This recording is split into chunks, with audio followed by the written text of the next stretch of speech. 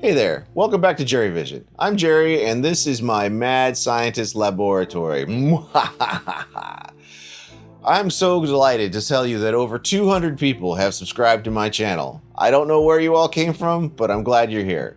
Today I'm going to talk about the core components of a Christmas light show. Essentially, there are three things that you need to think about. 1, the computer that's going to run the show. 2, the controller that's going to run the lights. And 3, the lights themselves. The computer part, it's pretty simple. Xlights runs under Windows, Linux, and Mac OS, so xlights Scheduler also runs under Windows, Linux, and Mac OS. It's not that interesting. However, I'm going to run my show with this Raspberry Pi. That's it. Tens of thousands of pixels, all controlled from this little computer. It'll be awesome. The controller part of the story is where things get interesting, because the number of devices that you can use to control blinky lights is huge. There are so many options, and they all work in slightly different ways, but in the end, all they do is make lights blink in different colors. However, which controller you choose is also really important, because it determines where your lights will go, how many lights you can have, and how easy it's going to be for you to hook them up. I chose for my first controller the Falcon F48. It's a really interesting controller because it doesn't have any LED outputs on the board itself. Instead, it allows me to connect to a whole mess of these little guys.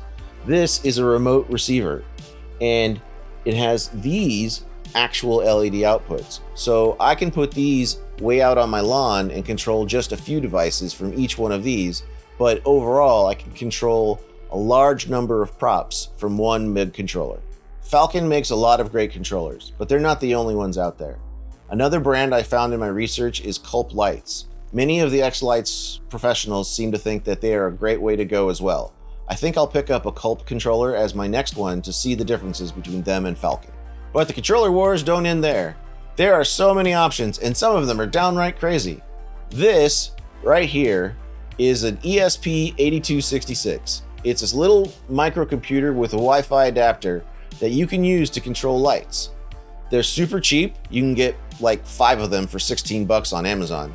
And you can do all kinds of crazy stuff. In fact, this lamp that's over here and been switching throughout the show is being controlled by one of these right now. There's some open source software out there called WLED that makes these things super easy to use and allows you to not only do crazy effects like this, but then allow xlights to control your lights as well.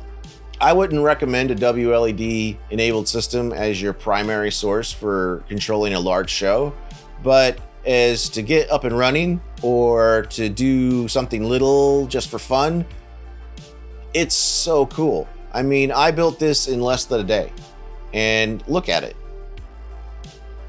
Okay, so maybe it looks like I built it in less than a day, but at least it does a lot of cool blinky things. All right, let's get to the fun part, the lights. The lights are found in 2 different flavors, LED strips like this or LED pixels like this.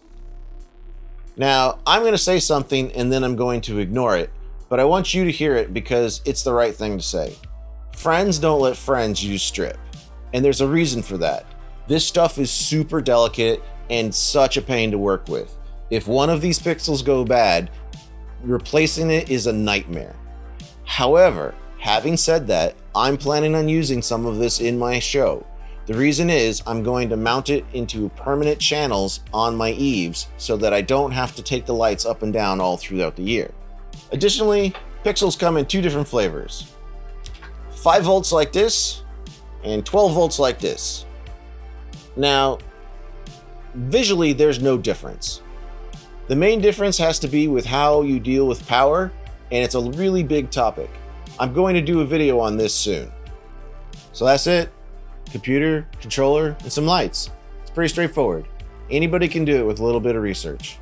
I'll put links to all the stuff I talked about down in the doobly-doo, and if you have any questions, please put them in the comments. I will answer them the best I can.